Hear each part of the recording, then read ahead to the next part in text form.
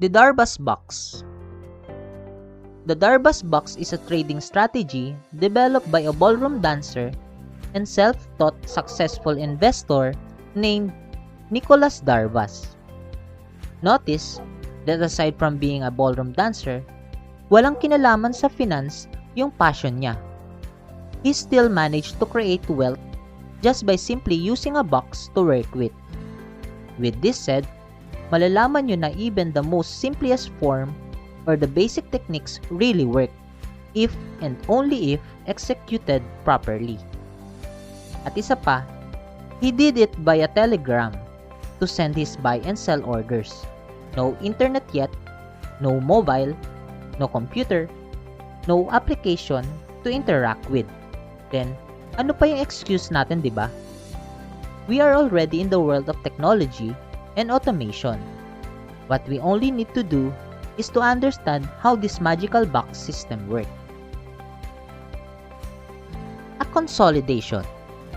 Kaya in order for us to understand this magical Darbus box, balikan muna natin yung previous module where we discussed the sideways trend. We define sideways as a horizontal movement creating a range of highs and lows. Yung highs, they act as a resistance, and yung low, they are acting as support. The price stays within a box, signifying na nagkakasundo yung buyers and sellers in a range of price. The movement within the box is called consolidation or a Darbus box. Consolidations are very important kasi ito yung pinagmumula ng price movement. A breakout. The event where the top of the box or simply the resistance gets broken will then lead to an uptrend. You call that event as breakout. Pag nagkakaroon ng breakout, we either buy or go long. It is a significant event that creates new highs. The more times a resistance is tested, the weaker it becomes. An explosive upward movement is imminent when there's a breakout. Resistance tends to break in an uptrend. Also, resistance tends to break when there's consolidation near resistance lines. A breakdown. The event naman where the bottom of the box or simply the support gets broken will then lead to a downtrend. You call that event as breakdown. Pag nagkakaroon ng breakdown, we either sell or go short. It is a significant event that creates new lows. When a support gets broken, it should now act as a new resistance based on the principle of role reversal. The more times a support is tested, the weaker it becomes.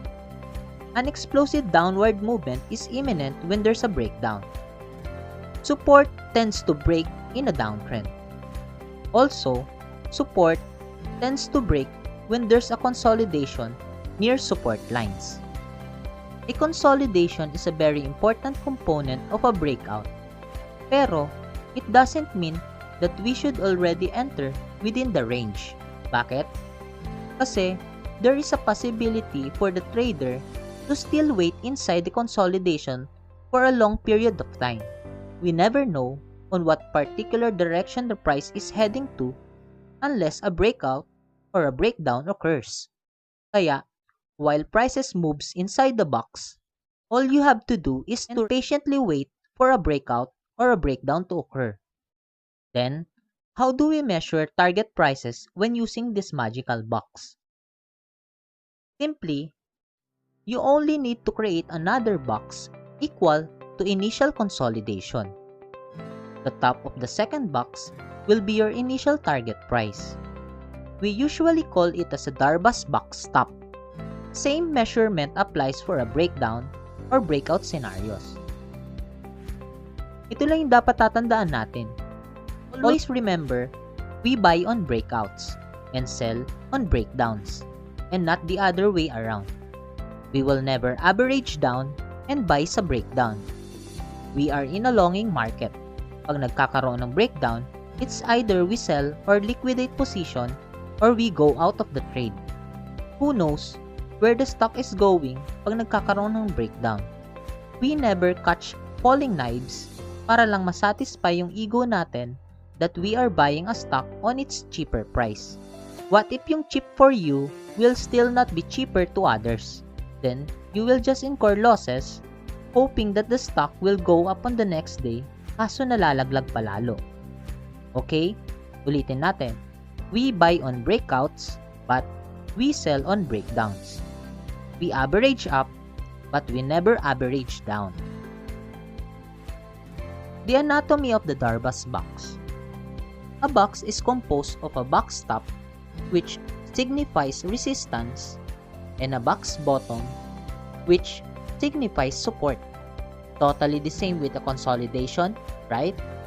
In order for the old box to make a new box, there must be a breakdown or a breakout.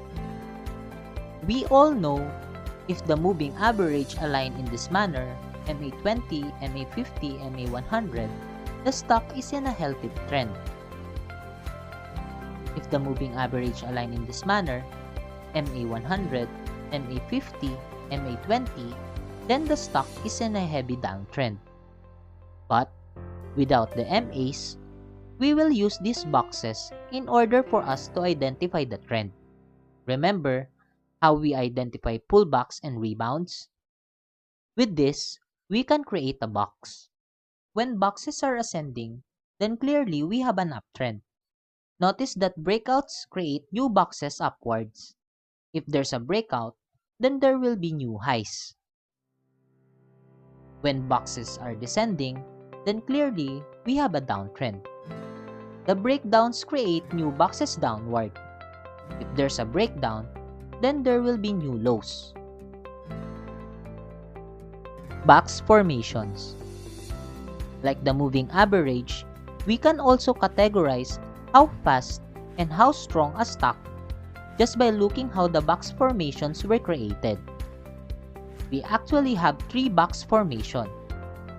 Type 1 is called a normal box.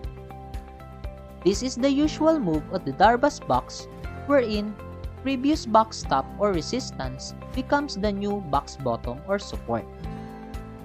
This is the usual and expected move of stocks. Next is the type 2 box called a strong box. With this formation, the boxes are away from each other. This indicates a faster trend. This formation is also identified as a continuation pattern and tells us that there's a higher probability for the stock to create newer highs or lows compared to a normal box formation. The last formation is the type 3 box or the weak box. Weak because the new box bottom goes below the previous box top after breaking out. It means that the trend is weak and slow. Usually, the breakout has no follow-through. In looking for trending stocks, we should also check what box type it is forming to determine kung gaano kabilis yung trend. Since you already know how this magical box is formed and how to categorize them based on box formation, we will then proceed sa mga existing strategies we can use in trading this magical box. First is the range trading. It is a trading strategy used when a stock is non-trending or in a sideways movement. If stock move inside the box, then you can use the principle buying at support and selling at resistance, or buying at the Darvas bottom and selling at the Darvas top. Madalas ginagamit yung strategy na ito if yung trading range or height ng box is malaki or at least 10% pataas.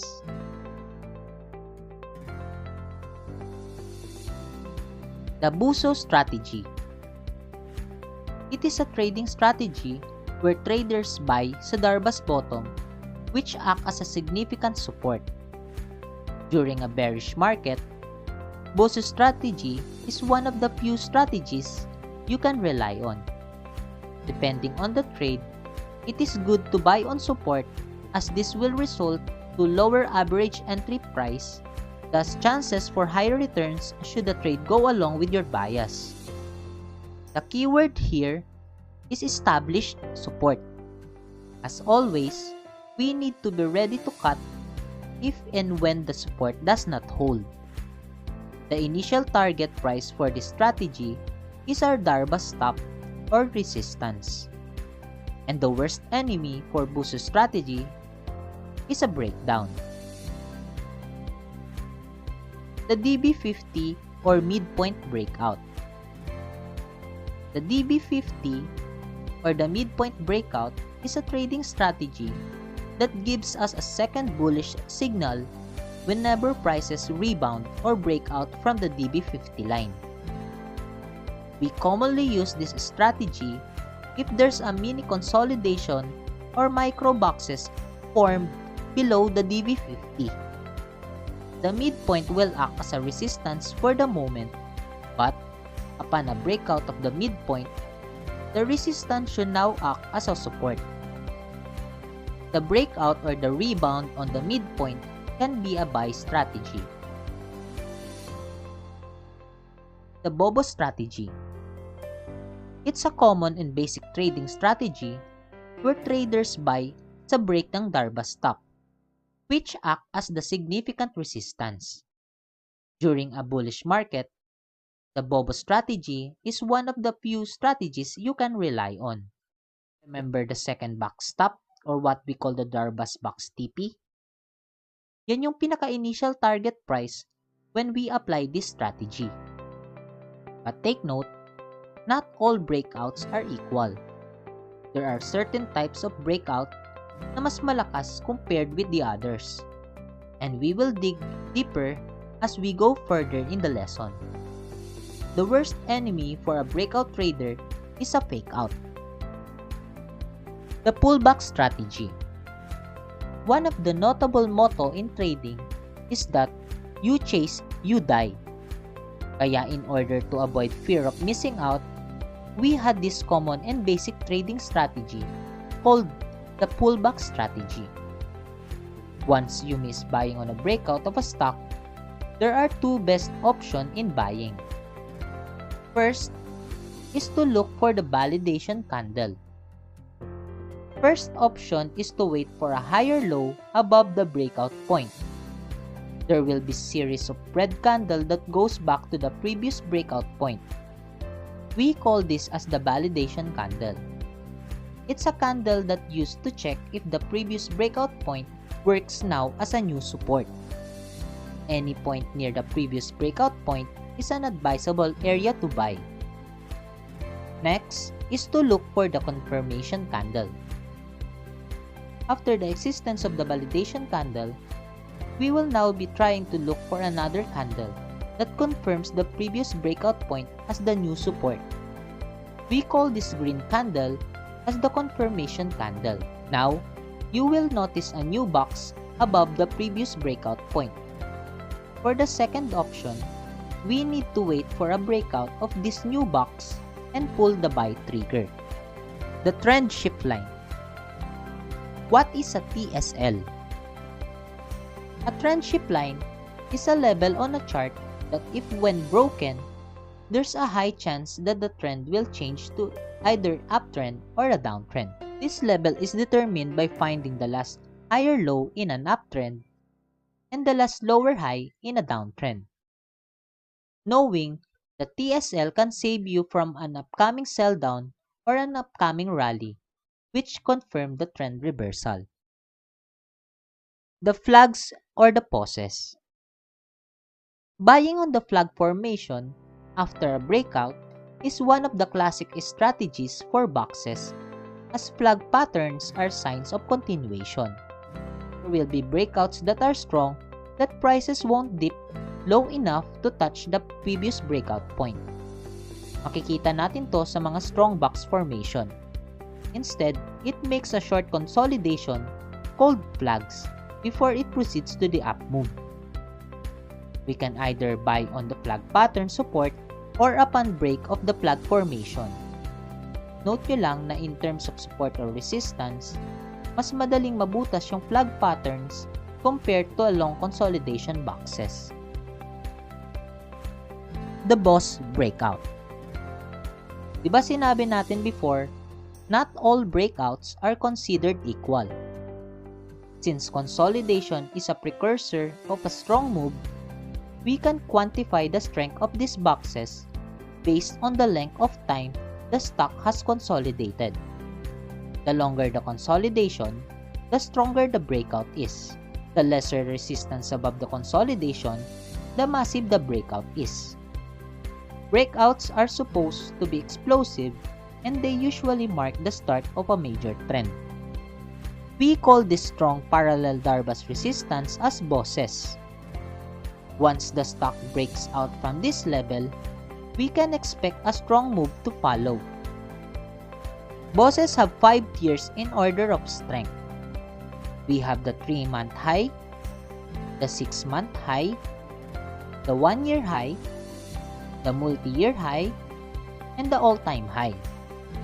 Sino dito yung mga players? Diba in a game, the moment you complete or finish a boss, pwede makakuha kayo ng bagong gamit or rare item na sa boss lang nakukuha. Mas malakas na boss, mas maganda yung item. Mas mataas yung experience na bigay, correct? Same din when trading breakout. When we focus more on stocks na nagbe-break ng all-time high, multi-year high,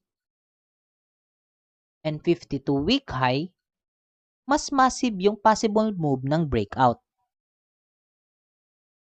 Nicholas Darvas found out that the box trading is more effective when stocks started making all-time highs.